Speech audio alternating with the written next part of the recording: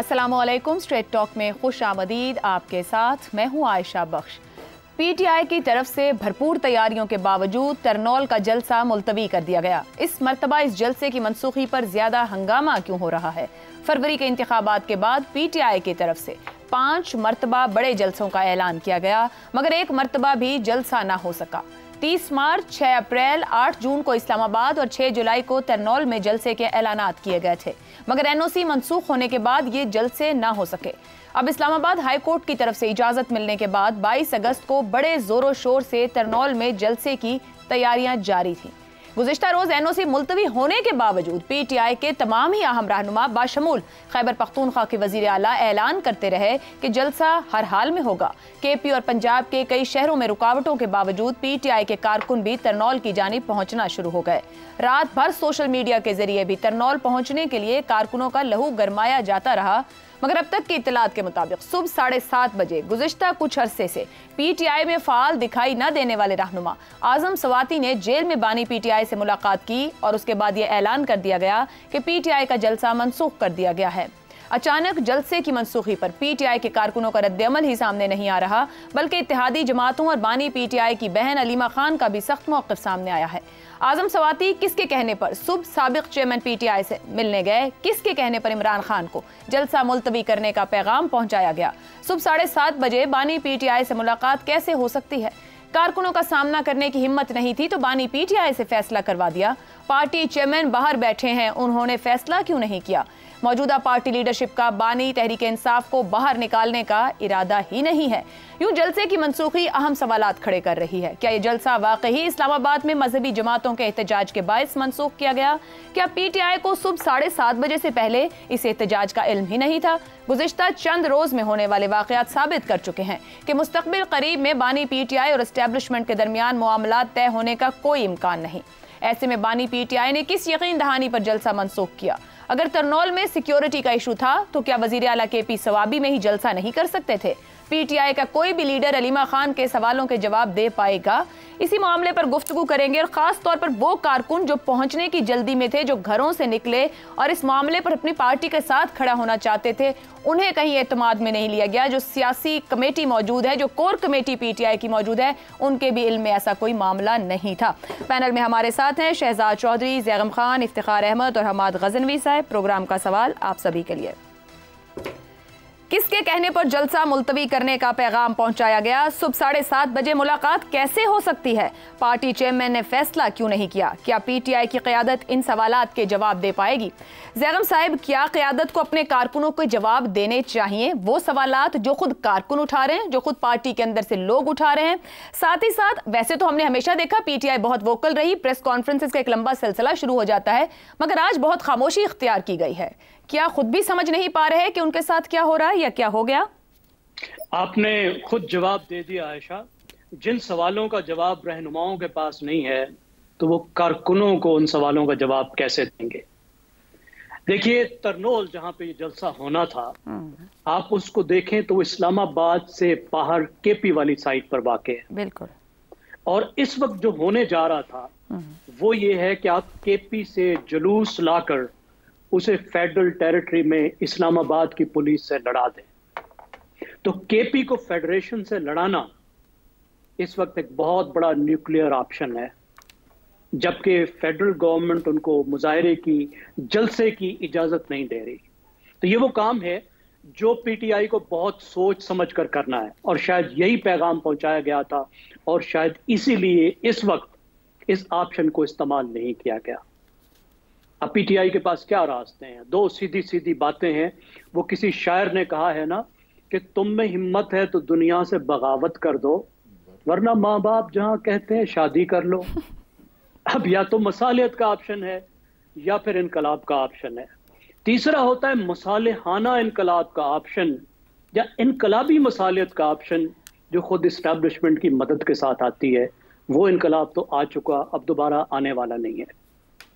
जो 9 मई के बाद मुसालियत का एक ऑप्शन मौजूद था कि पीटीआई ये अंदाजा लगा के कि कुछ गलत हो गया, आउट ऑफ कंट्रोल हो गया, अब इसके बहुत खौफनाक मुज़बिरात हो सकते हैं, पतली गली से निकलने की कोशिश करती। माफी तलाफी हो जाती, माफी तलाफी कोई बड़ी बात नहीं है। खुद इमरान खान अदालतों में माफी मांग चुके हैं, इलेक्शन कमीशन के सामने माफी मांग चुके हैं, लेकिन उन्होंने नया बयानिया ठोक दिया और उन्होंने फास्ट फ्लैग ऑपरेशन उसको बना दिया कि फौज ने खुद अपने ऊपर हमला किया है और वो मजीद एग्रेसिव से एग्रेसिव होते गए। तो मसालत के अमकानात कम से कम होते गए। थोड़ी सी उन्होंने गुंजाइश पैदा की, पूरी नहीं की। इस वक्त भी वो डरा रहे हैं कि मैं तीली लगाऊंगा और मुल्क जो है वो भड़क उठेगा। तो ऐसी सूरत में उनको माचिस के करीब कौन जाने देगा? उन्हें पता है वो कैसे तीली लगा सकते हैं, उन्हें पता है उनमें ये कैपेबिलिटी मौजूद है। सूरत में उनको कौन छोड़ेगा? लेकिन जो मसला है कि क्या वो तहरीक चला सकते हैं? इस वक्त वो तहरीक नहीं चला सकते क्योंकि 9 महीने प्री मैच्योरली उनके जो एनर्जी थी उसको बहुत जाय कर दिया। हुकूमत को बहुत मौका दे दिया कि उनका रगड़ा लगाए। उनके वर्कर्स का इतना रगड़ा लग चुका है कि वो तहरीक की पोजीशन में नहीं है। और एक बात ये देखिए कि हमारे यहाँ जो सियासी तहरीकें चलती हैं वो इत्तेहाद की सूरत में चलती है। अयूब के खिलाफ चली हो, भुट्टो के खिलाफ चली हो, मुशर्रफ के खिलाफ चली हो, खुद इमरान खान के खिलाफ पीडीएम और आज तो इत्तेहादी भी नाराज हुए कि जलसा क्यों मुलतवी किया है। ज़ैगम साहब एक बात फरमाइएगा, आपने मसालियत इनकलाब ऑप्शंस की बात की, जो आज ऑप्शन लिया है बानी पीटीआई ने आजम सवाती के थ्रू, ये आजम सवाती के किरदार को जरा बात कीजिएगा और क्या किसी वजह से ये ऑप्शन लिया गया है? इसमें महसूस ये होता है कि आजम सवाती जो हैं वो इंटरलॉक्यूटर का फंक्शन अदा कर रहे हैं, कुछ दरमियान में कुछ जा रहे हैं, पैगाम ला रहे हैं, पैगाम ले जा रहे हैं। मेरा ख्याल है इमरान खान ने एक ठीक फैसला किया कि उन्होंने प्री मैच्योरली खुद से इस वक्त जो है अपनी एनर्जी को स्पेंड नहीं किया, अपनी एनर्जी बचा के रखी। तो बेहतर है इसको बेहतर तौर पर जमहूरी तौर पर इस्तेमाल करें। कोई दोबारा 9 मई जैसा अगर वाकया हो गया तो वो पीटीआई के लिए बहुत ज्यादा खतरनाक होगा। ठीक है इफ्तिखार साहब, पॉइंट ऑफ नो रिटर्न तक मामला पहुंच गए जनरल फैज़ के गिरफ्तारी और अगले मामला के बाद इमरान खान और एस्टैब्लिशमेंट के दरमियान। कल सिक्योरिटी ज़राए से जो जवाब दिया गया इमरान खान के मुतालबे पर, आर्मी चीफ ने जो खिताब किया, सबको सामने रखा जाए तो ये आज सुबह 7:30 बजे की मुलाकात और फिर कोई यकीन दहानी इतनी हाइप पर था, यहाँ तक कि एनओसी कैंसिल हो चुका है, पूरी जमात तैयारी कर रही है, सोशल मीडिया के जरिए एक्टिव किया जा रहा है कारकुनों को, और कुछ लोग पहुंचे भी हैं, इस्लामाबाद से भी पहुंचे हैं, पंजाब की साइड से भी गए। अब मुलतवी करने की वजह कौन ये पैगाम लेके आया कि मुलतवी कर दो? क्या नाम है उस आदमी का? आजम सवाती। और जो पैसिव थे आजम सवाती के कांग्रेसमैन के साथ जो तल्लुकात हैं टेक्सास के हवाले से, वो शायद आप नहीं जानती। मुझे सिर्फ इतना इजाफा करना है आज की डिबेट में, और बहुत अहम किरदार उनका है वहाँ पे, बहुत बड़ा चंदा देने वालों में से ये है उन कांग्रेसमैन के इंतखाबात में। ये इतना तो मैं जानता हूँ। और क्या आपको याद नहीं है कि एक दिन ऐसा भी था कि पार्टी के बानी ने एक खातून को फ़ोन करके ये पैगाम दिया कि जाके आजम सवाती से ये पैगाम डिस्कस कर लो? वो कोई कोड वर्ड था जो बाद में, ये आपके ख्याल में कोड वर्ड था ना? एनीवेज हाँ। ये आप तो नहीं जजमेंट करें, मैं तो जो सुना जो देखा मैं तो उसी पर। रिपोर्टेडली जिन खातून को कहा गया था उन्होंने जो कुछ अपने बयान में कहा है कि उससे मुराद, मैं तो उसी पे कहता हूँ। ठीक है, ये बात बड़ी वज़नदार कही हमारे दोस्त ने कि अब की बार अगर ये न खड़े हो पाए तो ये ख़त्म हो गए, और मुझे नहीं लगता कि आपकी बार ये खड़े हो पाएंगे, क्योंकि क्या कारकुन इतनी बात से थक जाएगा? बात सुनिए, मैं कारकुनों की इज़्ज़त करता हूँ, एहतराम करता हूँ। मैं खुद एक सियासी कारकुन रहा हूँ और मुझे पता है हमने मारें खाई हैं, ठुड्डे खाए हैं, जेलें काटी हैं, किले काटे हैं, अपने ख़ानदान को नुकसान पहुँचाया है और ऐसे नुकसानात पहुँचाए हैं जिनकी तलाफ़ी मुमकिन नहीं है। कारकुन मायूस तो होता है, कारकुन मायूस होता है। कारकुन निकला, जितना भी कारकुन था वो भी हम जानते हैं कितना निकला। मैं इस डिबेट में नहीं जा रहा। ठीक है, देखिए ये बात बड़ी अहम है कि रास्ते क्या हैं कोर्ट मार्शल से पहले के, और टाइम फ्रेम क्या है। उन्होंने आज का जलसा तो मनसूख कर दिया, लेकिन अगली तारीख भी दे दी और लाहौर में 27 को दे दी। जी बिल्कुल ठीक जी। लाहौर की आबादी जो है वो आपके नज़दीक कितनी होगी? 27 को पता लग जाएगा, 1,30,00,000। हाँ 27 को पता लग जाएगा। बात ये है कि ये इस बात में वज़न है ज़ैगम की कि 9 मई को जो इन्होंने हरकत की उसमें इनको नुकसान हुआ है, जो आम सियासी वर्कर होता है वो जलसे में तो जाने को तैयार हो जाता है, जुलूस में जाने को तैयार होता है, लेकिन उल्टा लटक के मार खाने को तैयार नहीं होता। और जो ये चंद खवातीन के अलावा जो बड़ी बासर ख़ानदानों से तल्लुक़ रखती हैं, बाकी तो बेचारे जेलों में हैं। सही। उनका वालिस कौन है? वो मैसेज नहीं आ रहा बाहर। क्या वर्कर उन मैसेज को महसूस नहीं करते कि फिर ऐसा होता है वर्कर्स के साथ? तो दोनों बातों में मैं समझता हूं कि सही फैसला किया इमरान ने आज फिर, क्योंकि कल मैंने एक फिक्र कहा जिस पे बहुत लेदे हुई कि फैसले कई होते हैं और इमरान खान उसको अनाउंस करते हैं। आज का भी ऐसा ही है। कल मैंने कहा ये, आपने कहा किसी जगह पे बहुत अक्लमंद लोगों ने बाहमी मशावरत करके सुबह सुबह ये पैगाम भिजवाया, क्योंकि कल रात तक तो काफिले चल रहे थे। वो मतलब वो आदमी जो है, एक मुझे नाम भूल जाता है, वो MNN का, उसने कहा 2000 का काफिला लेके मैं तो चल पड़ा और मुल्तान के बाहर में बैठा हूँ। सही है। तो मतलब ये ऐसा नहीं हो गया, एक कोशिश है, अच्छी बात है, अच्छी बात, बहुत अच्छी बात है कि पाकिस्तान की जमहूरियत में खिंचाव अगर कम हो जाए और ये लोग सियासी पार्टियों की तरह बिहेव करें, सारे अफ्रीकन, मैं सब अफ्रीकन की बात कर रहा हूँ, तो ये पाकिस्तान के अवाम के लिए बेहतर है। और बाकी रहा ये शौक पूरा करना जो इनको हमारे दोस्त मशवरा देते हैं कि इनके मुकाबले में तो ताकत ही पाकिस्तान में कोई नहीं है, इनके साथ तो पाकिस्तान के 92% लोग हैं। कुछ लोग कहते हैं कि सारे के सारे लोग इनके साथ हैं, कुछ लोग कहते हैं 180 सीटें इनकी हैं, कुछ लोग कहते हैं 16 सीटें मुखालफिन की हैं। ये वो लोग भी इनको मरवाने वालों में शामिल होंगे। आपकी गुफ्तगू एक बड़ा हम सवाल खड़ा करती है, उसी को लेकर आगे बढ़ते हैं कि कारकुन को ऑन बोर्ड किए बगैर क्या ये जो एक मज़ाहिमत थी या खिंचाव था वो कम हो पाएगा? कि आप कोई बयान दे दें और आप फिर कारकुन तक कुछ और पहुंचाएं? शहजाद साहब, हलीमा खान साहिबा ने जो बयान दिया वो एक मज़ाहिमती रवैये की अक्कासी है, जिस तरह उन्होंने सवालात उठा दिया इस मामले पर कि ये सब क्यों किया गया, चाहते नहीं है कि लीडर बाहर आए, ये फैसला किसने कर लिया, 7:30 बजे मुलाकात कैसे हो गई?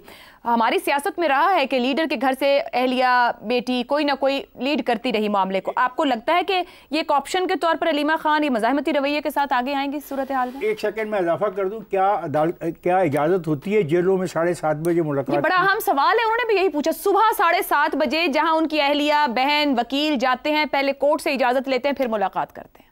ये एक डिफरेंट बात थी। जी शहजाद साहब।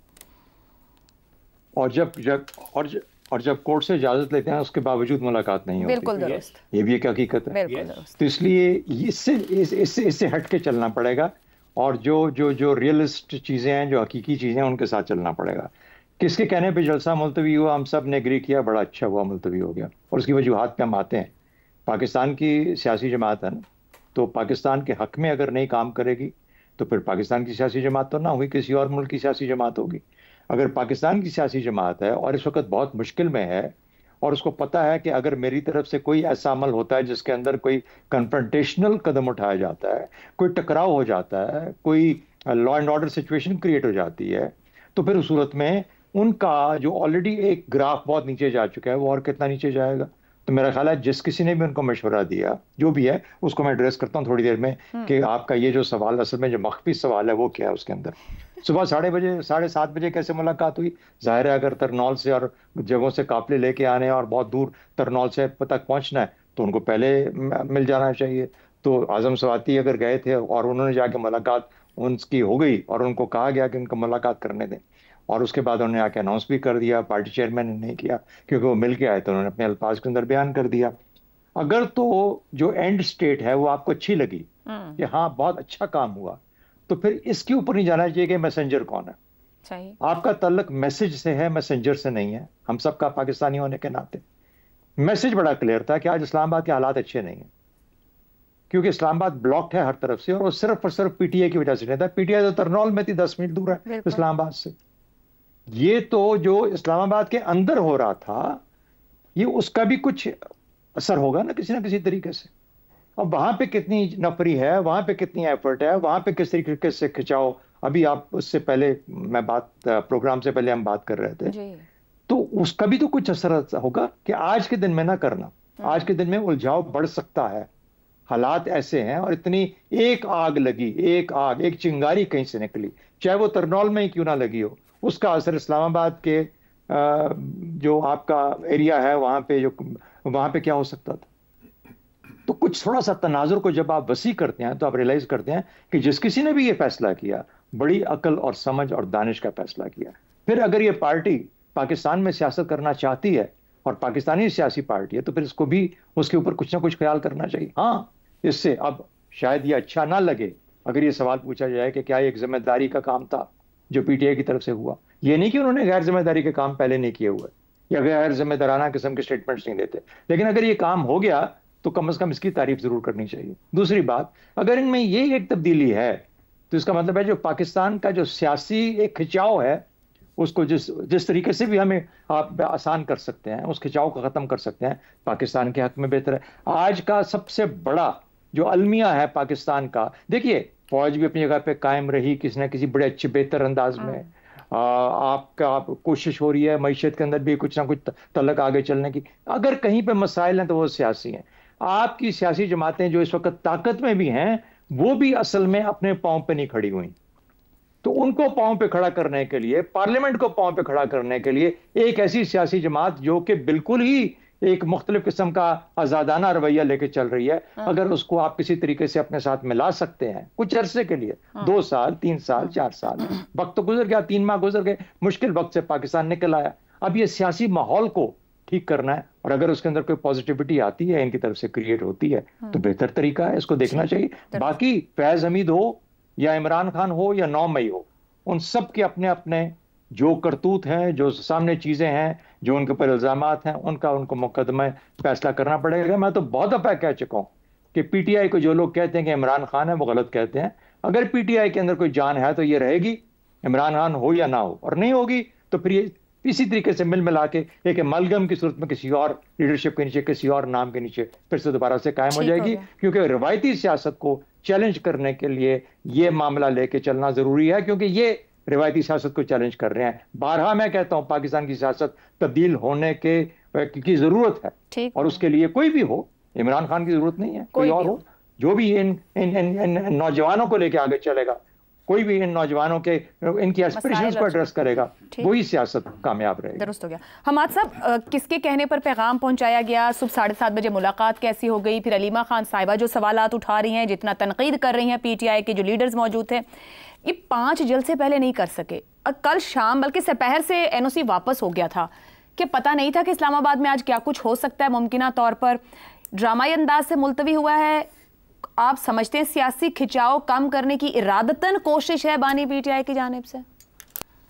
आगाज यहाँ से करूँगा कि मेरे दोस्तों ने लगता है आज अहद किया हुआ था कि एक एक नुक्ता डिस्कस कर लेंगे, और जब मेरी बारी आए तो मुझे दुश्वारी पेश आए जो कि अब आ रही है। अच्छा जी, आपने जो कहा, यानी अलीमा खान साहब वाली बात तो ये है कि उन्होंने बहरहाल एक इबहाम तो रखा, यानी कप्तान डटा हुआ है या पीछे हट गया है, इस मामले में एक तरह का इबहाम रह गया ना। तो चलिए, जो उनकी पॉलिसी है, यानी जो उनका तासुर है जो उन्होंने पैदा किया हुआ है, the impression should remain the same, एक इसका ये भी पहलू है।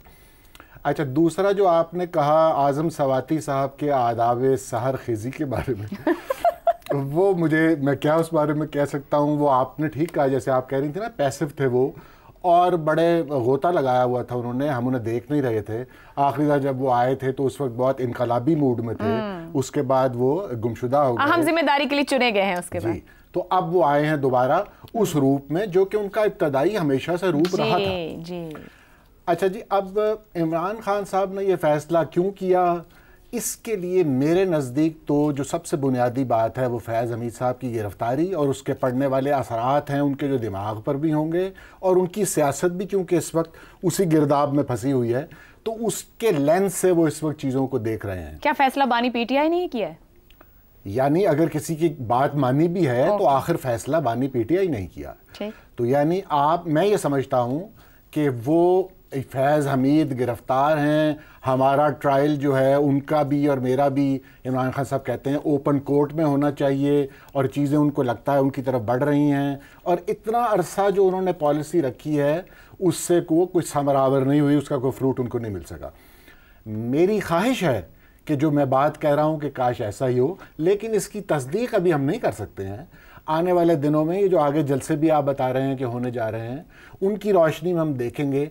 लेकिन अगर ये बात है तो जिस तरह दोस्त कह रहे हैं ना, मुझे भी खुशी होगी कि इमरान खान साहब एक खेल की तरह सियासत को खेलते हैं और हमला आवर रहते हैं और आखिरी गेंद तक कहते हैं लड़ना चाहिए। लेकिन सियासत में कभी इसके उलट भी होता है, आपको आखिरी गेंद तक ड्रॉ के लिए भी खेलना पड़ता है, कभी आपको आखिरी गेंद तक सुलह की कोशिश भी करनी पड़ती है ताकि आप दोबारा अपने कदम जमा सकें और अगले मार्के के लिए तैयारी कर सकें।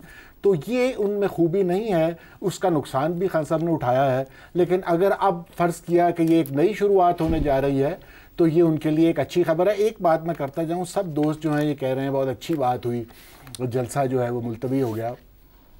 मैं इस बारे में ज़रा मुख्तलिफ राय रखता हूँ। मैं देख रहा हूँ बहुत अरसे से पीटीआई को तो इलेक्शन जलसा भी करने की इजाज़त नहीं दी जा रही थी, उसके बाद भी उनको मुसलसल रोका जाता है।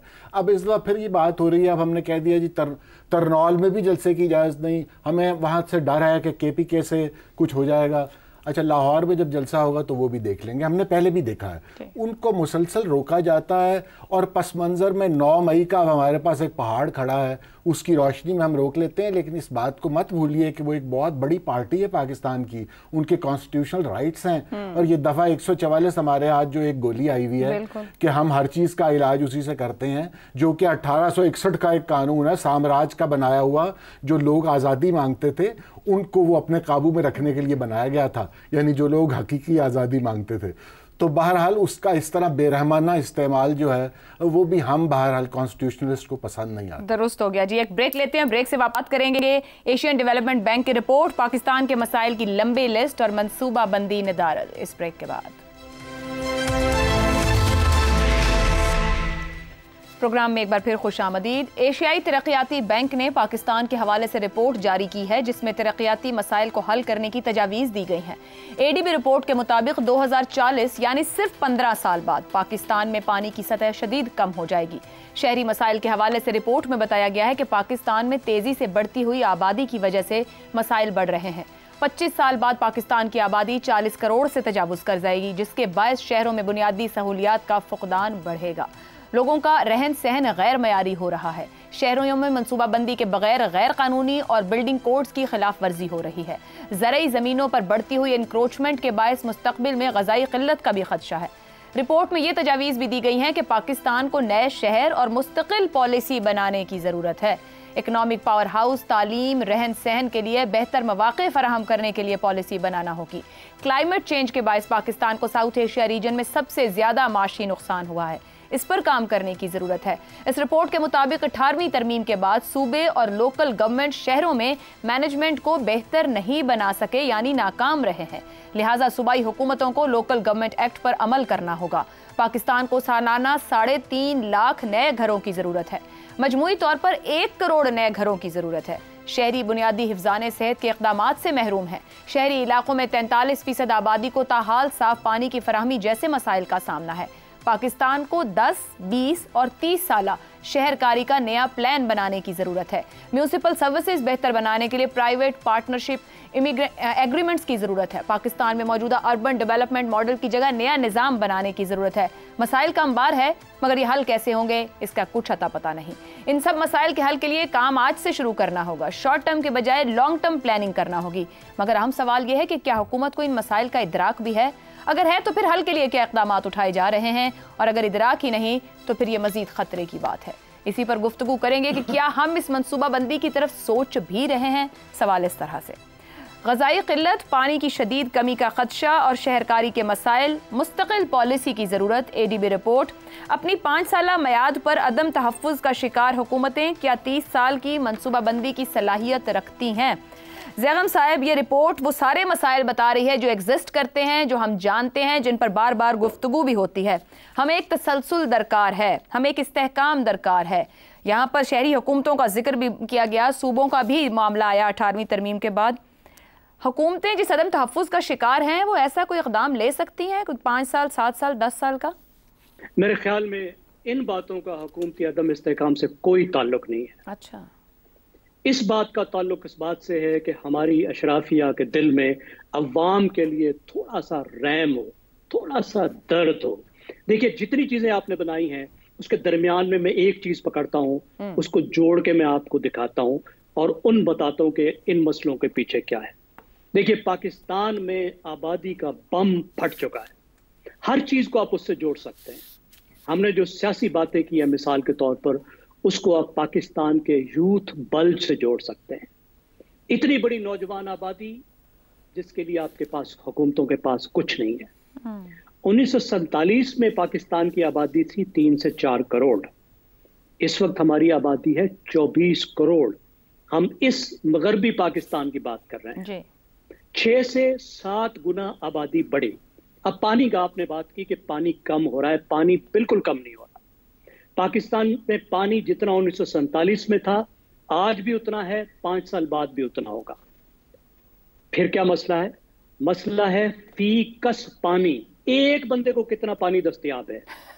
1947 में 5600 क्यूबिक मीटर एक बंदे को दस्तयाब। तवज्जो कीजिएगा, ये फिगर्स हैं, आपसे भी और नाजरीन से भी मेरी गुजारिश है, ये लाइफ एंड डेथ फिगर्स हैं। 5600 क्यूबिक मीटर था 1947 में दस्तयाब, आज कितना है? 930 क्यूबिक मीटर। 6 गुना पानी फीकस कम है। इंसान के पास कम है, पाकिस्तान में कम नहीं है। इंसान 6 गुना बढ़ गए, फीकस पानी 6 गुना कम हो गया। कितना चाहिए? 1700। डिसेंट लाइफ के लिए, अच्छी साफ सुथरी जिंदगी के लिए एक बंदे को चाहिए 1700। इस वक्त कितना है? 930। आबादी कितनी हो जाएगी? आबादी बढ़ के हो जाएगी 25 से 40 करोड़ 25 साल में। पानी कितना हो जाएगा? 4 से 500। आप अंदाजा लीजिए क्या हालत हो जाएगी। अब हुआ क्या है कि बांग्लादेश, जिसकी पाकिस्तान से अलग होते हुए आबादी थी 7.5 करोड़ और पाकिस्तान की थी 6 करोड़। जी, 7.5 करोड़ बांग्लादेश की थी, पाकिस्तान की 6 करोड़ थी। आज पाकिस्तान की 24 करोड़ है, बांग्लादेश की 17 करोड़। 17 करोड़ ऐसा ही है। बांग्लादेश, नेपाल, भारत, ईरान, जी, बांग्लादेश, नेपाल, भारत, ईरान सब की आबादी बढ़ रही है 1%, 1.1-1.2%। और श्रीलंका की 1 से भी कम फीसद और हमें 2.5-2.5% से ज्यादा। अब हुआ क्या है कि जब ये लोग अपनी आबादी को बेहतर कर रहे थे तो हमारी दीवारों पर लिखा होता था बड़ा खानदान जिहाद आसान। हम CIA की जंगों के लिए बच्चे पैदा कर रहे थे।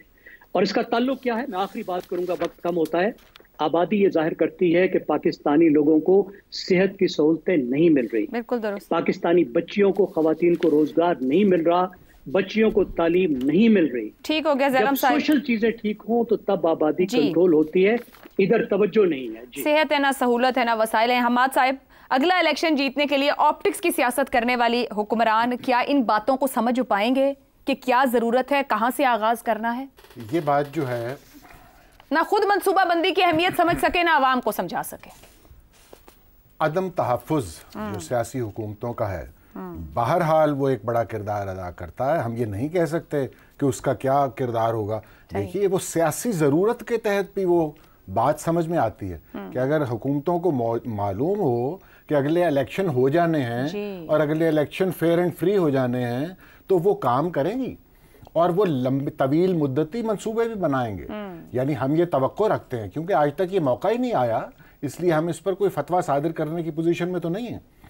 लिहाजा हम ये देखते हैं ना, जो चूरन फरोशी करते हैं कि भाई कोई ऐसी चीज़ बना दो कि फ़ौरन नज़र आ जाए लाहौर ऊपर चलती हुई कोई चीज़, या रंग बिरंगी कोई और आइटम बना दी, तो उसके पीछे ये वजह मौजूद होती है कि आप एक तवील मुद्दती काम जो होता है, जैसे बसों का निज़ाम अगर आप दुरुस्त करना चल पड़ें तो वो आपको बड़े साल दरकार हैं, या आप स्कूल्स का निज़ाम ठीक करने चल पड़ें तो वो तो बतदरीज आपको करना पड़ेगा और 15-20 साल के अंदर वो सारा मामला हल होगा। या अस्पतालों का भी यही मामला है। तो आप इस तरफ क्यों नहीं जाते? क्योंकि आपको मालूम नहीं होता किस वक्त आपके ख़िलाफ़ कोई जज का फ़ैसला आ जाएगा या कुछ और हो जाएगा और आपको हुकूमत से निकाल दिया जाएगा। लिहाजा लोग समझते हैं कि हमें फ़ौरी नौइयत के छोटे काम और वो जो नजर आ जाए, ऑप्टिक्स नारा जो दिखाई देते हैं। अब ये डैम ना बनने का भी तो यही मामला है। डैम नहीं बना सकती एक हुकूमत। वो तो लंबे जो हमारे यहाँ मार्शल लॉज के दौर में बन सकता था, लेकिन वो भी नहीं बना। खैर, ये तो अलग बात है। लेकिन जमहूरी निज़ाम को जितना वक्त मिलता है उसमें इतनी तवील प्लानिंग करना दुश्वार हो जाता है। ठीक है। पानी क्या है? पानी ज़िंदगी है, और पानी की हम बात कर रहे हैं कम होता जा रहा है। हमने ये टर्म सुनी थी कोई 25-30 साल पहले वाटर वॉर्स की, तो हम ज़रा समझते थे कि ये ऐसे ही मुबालगा कर रहे हैं, बात को बढ़ा के बता रहे हैं, लेकिन हमने अब देखा है कि ये हम इस सूरत हाल के नज़दीक आ गए। यानी वॉर्स तक अगर ना भी पहुंचे हों तो वाटर कॉन्फ्लिक्ट्स तो हम देखते हैं ना, और मुल्कों के दरमियान तो जो देखते हैं सो देखते हैं, हम मुल्क के अंदर भी देखते हैं कि ये मामला किस शिद्दत से जारी है।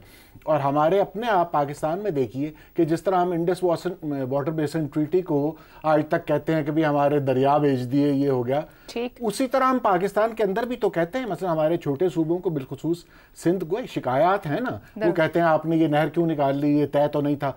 मतलब ये है कि पानी की स्केर्सिटी के साथ साथ ये आपकी हर चीज़ ज़िंदगी महंगी हो जाएगी, यानी बाज़ार में बिकने वाली चीज़ जो ज़रूरी है वो भी महंगी हो जाएगी, और शहरों में अगर आप टैंकर लेना शुरू कर दें और ज़िंदगी इस तरह गुजारना शुरू कर दें वो भी ज़िंदगी महंगी हो जाएगी। ठीक है जी, एक ब्रेक लेते हैं, ब्रेक से तो शहजाद साहब और इफ्तिखार साहब की राय आपके सामने रहेगी। प्रोग्राम के आखिरी हिस्से में एक बार फिर खुशामदीद। गिरोही मफादात, पॉपुलिज्म, शॉर्ट टर्म पॉलिसीज और ऑप्टिक्स की सियासत, क्या हमारे हुक्मरान तवील मनसूबाबंदी का बोझ उठा सकते हैं या उठा पाएंगे? शहजाद साहब इस काबिल हैं? देखिए, एक तो ज़ैगम साहब ने बहुत सारे फिगर्स आपको बताए, बिल्कुल दुरुस्त, आपको हम सबको एजुकेट किया, बिल्कुल ऐसे ही फिगर्स हैं। एक और फिगर मैं बता देता हूँ, पाकिस्तान की आबादी है 25 करोड़ के लगभग। पाकिस्तान के कुल डैम जो हैं अभी तक छोटे बड़े मिला के वो 150 है, लेकिन चीन की आबादी जो पाकिस्तान से 5 गुना ज्यादा बड़ी है, यानी 1.25 अरब के लगभग, उनके यहाँ 87,000 डैम हैं। तो जब कौमें अपने मुस्तकबिल का कुछ प्लान करती हैं तो इस तरीके से करती हैं। बेशक हाँ, उनके यहाँ इलेक्शन नहीं होते, उनके यहाँ जिसने गवर्नमेंट में आना होता है गवर्नमेंट चलती रहती है। लेकिन मुझे ये बताइए, RUDA, Ravi urban development authority, ये कब से बना हुआ होगा? और उसके बाद फिर इमरान खान के ज़माने में जब पीटीआई की हुकूमत थी, बल्कि बुज़दार साहब थे शायद वहाँ पे, उनके ज़माने में उसको उठाया गया। अभी भी मरियम बीबी लेके चल रही हैं बड़े अच्छे तरीके से। अब होना चाहिए था या नहीं होना चाहिए था दूसरी बात है, क्योंकि वो जर्री ज़मीन के ऊपर इंक्रोचमेंट है। वो सब जर्री ज़मीन थी जिसके लिए रूडा डेवलप हुआ, रूडा बना, और वहाँ पे एक, जैसे कहते हैं इंटरनेट सिटी, और पता नहीं कौन कौन सी सिटी वो डेवलप करना चाह रहे हैं। बहरहाल वो एक अलग मसला है। और ये बिल्कुल सही बातें जो आपने सवालात में आपने उठाई हैं, 100% पाकिस्तान के जो चैलेंजेस हैं, आज आपको खाने को वापर मिल रहा है या काफ़ी हद तक मिल रहा है, लेकिन 15 साल बाद आप देखेंगे खुराक की कमी किस तरीके से बाइट करेगी। जब पानी नहीं होगा, असल में हम पानी को ज़ाया बहुत करते हैं, पानी का इस्तेमाल भी हम सही नहीं करते। इसके लिए इसराइल जैसी मिसाल लेनी पड़ती है, जहाँ पानी बिल्कुल है ही नहीं, नापैद है, लेकिन कमाल वो एग्रीकल्चर करते हैं कि दुनिया की किस लेवल पे एग्रीकल्चर, उनकी स्ट्रेंथ है उस कौम की। अच्छा, आ जाइए, मुझे बताइए, आप कहते हैं हम कर क्या सकते हैं? यहाँ पे तो हुकूमतें बदलती रहती हैं, हुकूमत। देखिए, हर दफ़ा जब एहसन इकबाल साहब आते हैं, हमारे दोस्त हैं, बड़े लाइक पाइक आदमी हैं, बहुत काबिल आदमी हैं, हर दफ़ा जब आते हैं ये 2025 का, 2030 का, 2020 का प्लान देके चले जाते हैं। यानी अपने जब वक्त आता है उससे सिर्फ 3, 4, 5 साल पहले। मुझे बताइए, एहसन इकबाल साहब की सोच 5 साल से आगे नहीं जाती, 30 साल तक नहीं जाती? अगर वो पाकिस्तान का सोचें और अपनी पार्टी का ना सोचें, चाहे जो भी इलेक्शन हो, कोई बीच में मार्शल लॉ आ जाएगा, अल्लाह ना करे, लेकिन कोई पीटीआई आ गई मिसाल के तौर पे, खतरे के तौर पे मैं नाम ले लेता हूँ, या कोई और पार्टी आ गई, तो अगर वो भी आ गई तो उनके पास अगर एक ब्लूप्रिंट है डेवलपमेंट का, और वो ब्लूप्रिंट एड्रेस करता है उन तमाम चीजों को जो आपने उठाए हैं, और एडीबी की रिपोर्ट या वर्ल्ड बैंक की रिपोर्ट है जो आपने जिक्र किया, अगर वो सब उठा रही है, किसी हद तक उनको एड्रेस करती है, तो फिर वो प्लान 30 साल के ऊपर, 20 साल के ऊपर, 40 साल के ऊपर, अगर वो आहिस्ता आहिस्ता करके हम अपने वसाइल के अंदर रहते हुए उसको इनेक्ट करेंगे, उसको लेके आएंगे, उसको चलाएंगे, आने वाली हुकूमतें भी उसको लेके, क्योंकि ये तो पाकिस्तान के मुस्तकबिल का मामला है ना। बिल्कुल दुरुस्त। ये कोई ऑरेंज ट्रेन का मामला तो नहीं है कि किसने वहां दिखाना है कि किसने मैंने ये किया, ये अचीव किया। तो इसलिए मेरा ख्याल है कि एहसन इकबाल साहब कर सकते हैं, उनको ये एक्सपर्ट्स सबके सब आप दुरुस्त कह रहे हैं शहजाद साहब, और गालिबन जहां तक याद पड़ता है गुज़िश्ता बार में एहसन इकबाल साहब लाए भी थे development plan, reform and development 2030 तक का था। अब वो गए तो सब कुछ साथ गया, और फिर जिस हाल में गए, खैर अब क्या इस पर डिस्कशन करें। इफ्तिखार साहब, 18वीं तरमीम के बाद सूबों की जिम्मेदारी, लोकल गवर्नमेंट एक्ट्स के ऊपर बात की गई है कि वो ना डिलीवर कर सके जो उनकी जिम्मेदारी बनती थी और जिस तरह किया जाना चाहिए था। आज भी वो कह रहे हैं कि उस एक्ट पर अमल करना होगा, शहर बनाने, शहर को मतलब बढ़ाना, लोगों को समझ शऊर देना, चीज़ों के इस्तेमाल से लेकर मतलब वसाइल को मैनेज करना। लोकल बॉडीज की क्यों अहमियत ना समझ पाए हम आज तक और अब भी इल्तिवा का शिकार है? वही मसला है ना कि आप पावर देना नहीं चाहते गरीब, कोई भी नहीं देना चाहता सर, में जिसके पास ऑल तमाम पॉलिटिकल पार्टीज, मतलब जिस पार्टी की तारीफ किए हम पागल हो जाते हैं, वो तो तसलसल से 10 साल की हुकूमत एक सूबे में करिए, ये तजर्बा ही होता है ना। और एक पार्टी की हुकूमत एक और सूबे में तकरीबन वो भी 10 साल के पहुंच गए, ठीक है, यही होता ना। अब इन दोनों सूबों में कौन सा ऐसा तजर्बा है जिसको हम जी चौथा दौर शुरू हो गया सर, वही चौथा दौर,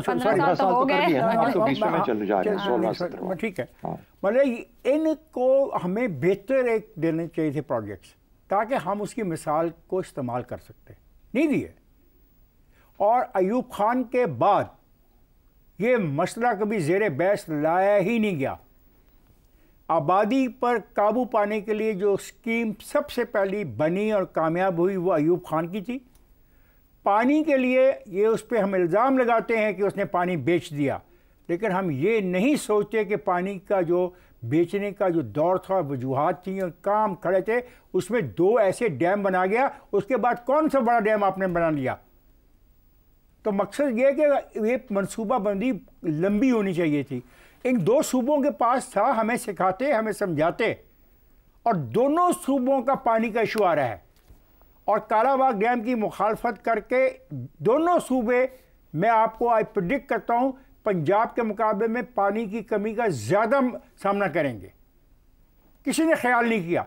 और फिर जो दूसरा दौर है जिसमें पानी पर तवज्जो दी गई, वो उसका मुशर्रफ का दौर है कि मुशर्रफ ने बहुत सारे जो पेंडिंग थे प्रोजेक्ट, उनको चलाया और उनको तकमील तक पहुंचाने में कोशिश की।